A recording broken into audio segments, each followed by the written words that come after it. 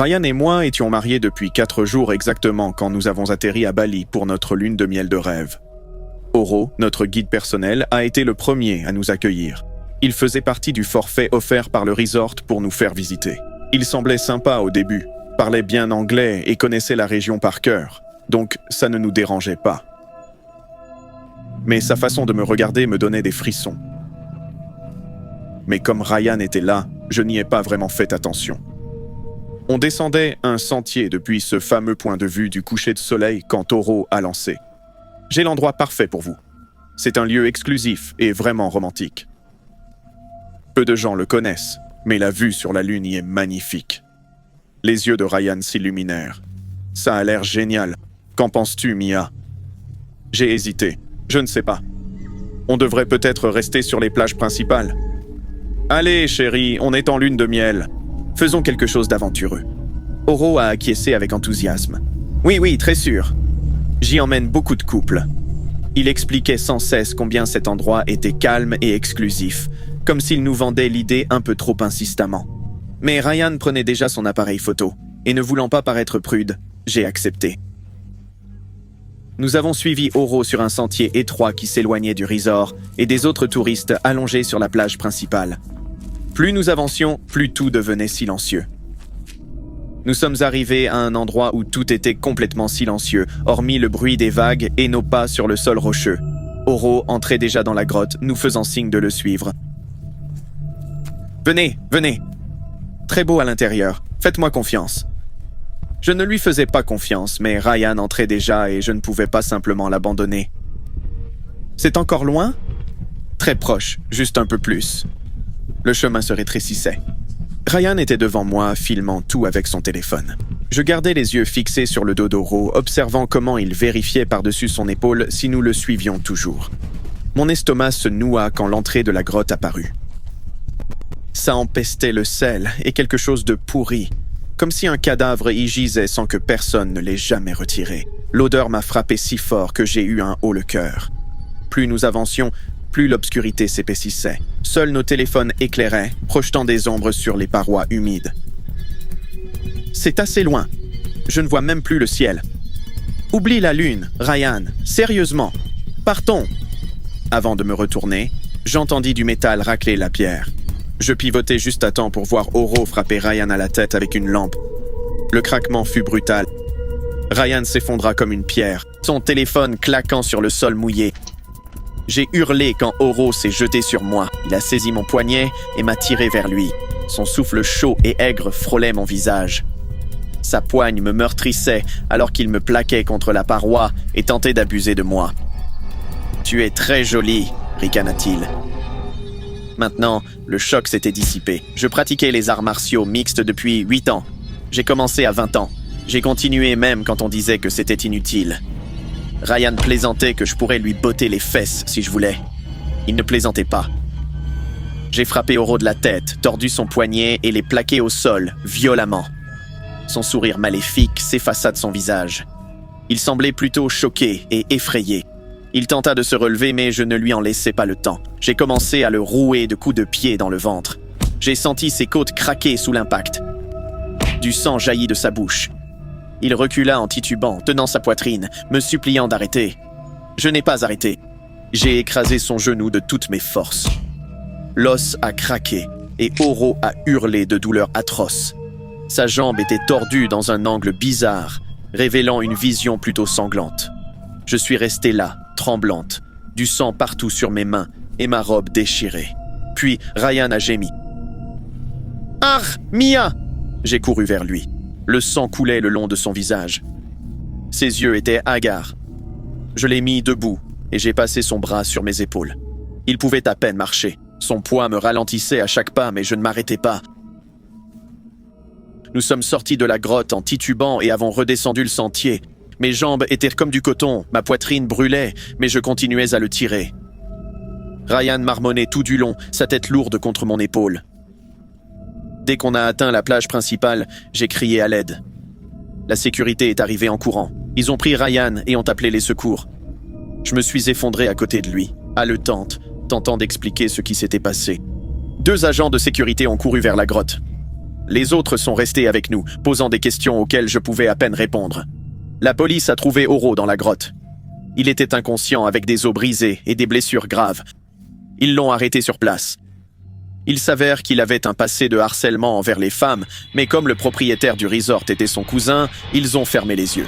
Le resort nous a remboursé intégralement et s'est excusé sans cesse, nous offrant même une autre lune de miel gratuite. On a refusé et on est rentré chez nous le lendemain. Les gens nous demandent souvent comment était notre lune de miel. On leur dit que c'était super. On leur montre quelques photos de plage du premier jour. On sourit et on change de sujet.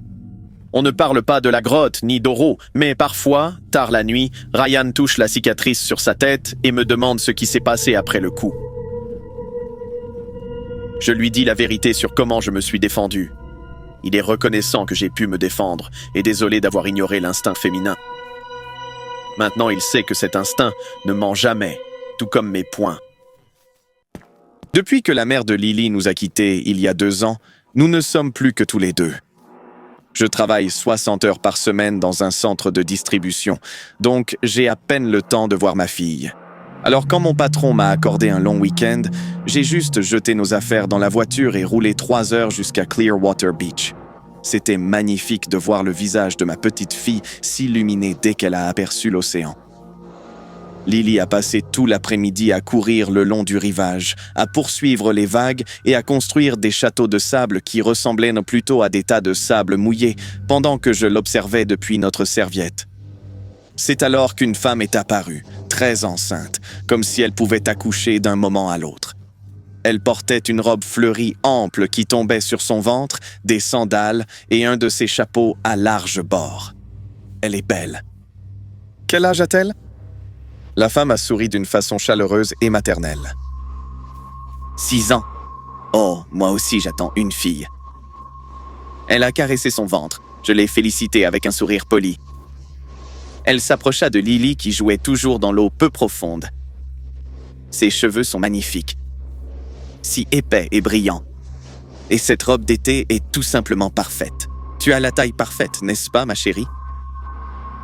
La taille parfaite. Quelque chose dans sa façon de le dire sonnait faux.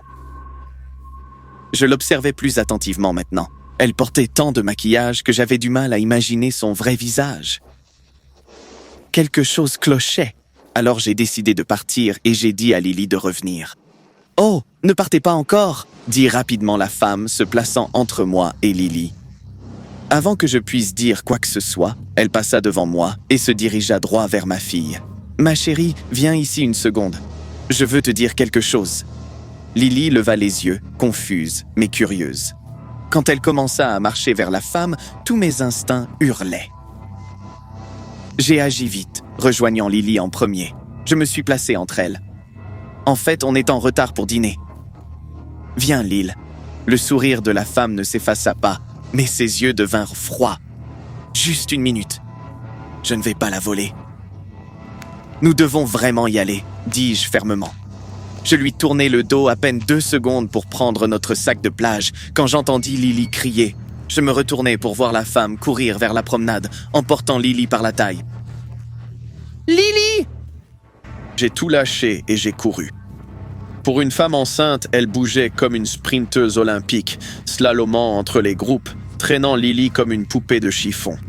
Ma fille pleurait, tentant de s'échapper, mais la poigne de la femme était de fer. J'ai bousculé des gens, criant à l'aide, mais la plupart restaient figés. Certains ont sorti leur téléphone pour filmer alors qu'elle fonçait vers le parking. Mon cœur s'est arrêté. Si elle mettait Lily dans une voiture, je ne reverrai jamais ma fille. « Arrêtez-la !» La femme a jeté un regard en arrière, et un instant, nos yeux se sont croisés. Elle souriait triomphalement. Puis, elle s'est retournée, courant encore plus vite. Ma poitrine semblait exploser, ma vision se brouillait, mais j'ai continué à courir. Elle était à environ 6 mètres de l'entrée du parking quand un maître nageur lui a barré la route. « Madame, arrêtez !» La femme n'a pas obéi. Elle a tenté de le bousculer, mais il a saisi son bras. Un autre sauveteur est apparu sur le côté, bloquant sa fuite. La femme se tordit violemment, sifflant comme un animal acculé, tenant toujours le poignet de Lily. Je les ai rejoints 1 seconde plus tard, arrachant Lily de son emprise. Elle a enfoui son visage dans ma poitrine en sanglotant. « Ça va, bébé, je te tiens. Je suis là. » La femme se débattait contre les maîtres nageurs, hurlant et se tordant comme possédée. D'autres employés de la plage arrivèrent, la retenant jusqu'à ce que les sirènes retentissent. La police est arrivée vite. 2 agents ont arrêté la femme tandis qu'un 3e m'interrogeait. Un policier s'approcha et tendit la main vers son ventre. Elle hurla quand il sortit un couteau et coupa le tissu. La robe tomba. Ce que j'ai vu m'a retourné l'estomac. Au lieu d'un ventre de grossesse, elle avait fixé un faux ventre en silicone. Dessous, son ventre était mince et sec. Ensuite, l'agent saisit ses cheveux et retira la perruque. Peu à peu, ils lui ôtèrent que son déguisement jusqu'à révéler son vrai visage. Soudain, un sentiment d'urgence m'envahit. Les policiers ont échangé un regard et passé un coup de fil. « C'est lui, l'éclaireur du trafic », a-t-il murmuré à son collègue. J'avais l'impression que j'allais vomir. Ce n'était pas une femme enceinte sans défense, mais un kidnappeur d'enfants nommé Butch, déjà recherché. Je ne pouvais pas parler. J'ai juste serré Lily plus fort, sentant son cœur battre contre le mien. Ils l'ont arrêté et emmené me noter. J'ai fait ma déposition, répondu à chaque question, puis porté Lily jusqu'à notre chambre d'hôtel. Elle ne m'a pas lâché de toute la nuit. Nous sommes partis le lendemain matin. Lily n'a plus été la même depuis. Elle ne dort pas bien. Elle refuse de sortir si je ne lui tiens pas la main. Elle se réveille en pleurant, demandant si la méchante dame va revenir. Je lui dis que non. Sans ce maître nageur, un pas plus lent, un regard détourné trop longtemps, elle aurait disparu. J'y pense chaque jour, et à tous ses parents qui n'ont pas eu notre chance. Je n'emmène plus Lily à la plage. Je ne l'emmène plus dans les endroits bondés. Je la garde près de moi car je sais désormais que les monstres ne ressemblent pas toujours à des monstres. Parfois, ils ont l'air d'une femme enceinte au sourire gentil, à 2 doigts de vous voler tout ce que vous aimez. L'air au camp Redwood était lourd d'humidité cette nuit-là, pesant sur ma peau comme une couverture moite. Tout le monde dormait dans les cabines, mais mon meilleur ami, Brian, avait cette lueur espiègle dans les yeux, celle qui annonçait toujours des problèmes. « Allez, Steven, allons voir si les filles sont encore réveillées », a-t-il ricané. Les planches en bois grinçaient sous nos pieds pendant qu'on mettait nos chaussures. « Tu veux juste voir Madison en pyjama ?» l'ai-je taquiné, masquant ma nervosité par un sourire narquois. On est sorti par la fenêtre plutôt que de risquer la porte grinçante, atterrissant doucement sur les aiguilles de pin. La nuit sentait la cendre de feu de camp et l'odeur terreuse du lac. Les grillons chantaient en rythme avec nos pas, tandis qu'on se faufilait dans les bois. La cabine des filles était visible à travers les arbres, quand Brian a soudain agrippé mon bras, ses doigts s'enfonçant dans ma peau. « Mec, regarde !» Au bord du lac, une silhouette bougeait lentement au clair de lune. Madame Ritter, notre monitrice, traînant quelque chose de lourd sur le sentier de terre. Elle était grande et ressemblait étrangement à un corps enveloppé dans de la toile de jute. « Qu'est-ce que... » soufflai-je, le cœur battant contre mes côtes. « Mec, ça ressemble à un corps !» siffla Brian, la voix brisée. Nous nous sommes accroupis derrière un chêne massif, osant à peine respirer.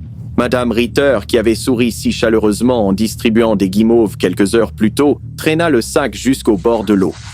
Ses mouvements semblaient presque répétés. Mais quand elle souleva le sac pour le jeter dans le lac, le bout effiloché se défit et une main pâle jaillit, griffant désespérément le tissu. Mon sang se glaça quand Rosie, l'assistante du moniteur, émergea en haletant. Son visage était strié de boue et de ce qui ressemblait horriblement à du sang. Ses yeux étaient fous de terreur. Madame Ritter réagit instantanément, plaquant une main sur la bouche de Rosie, la forçant à redescendre. Les jambes de Rosie se débattaient violemment, ses cris étouffés à peine audibles par-dessus le clapotis de l'eau. « Il faut qu'on fasse quelque chose », chuchotai-je, la bouche sèche comme de l'os.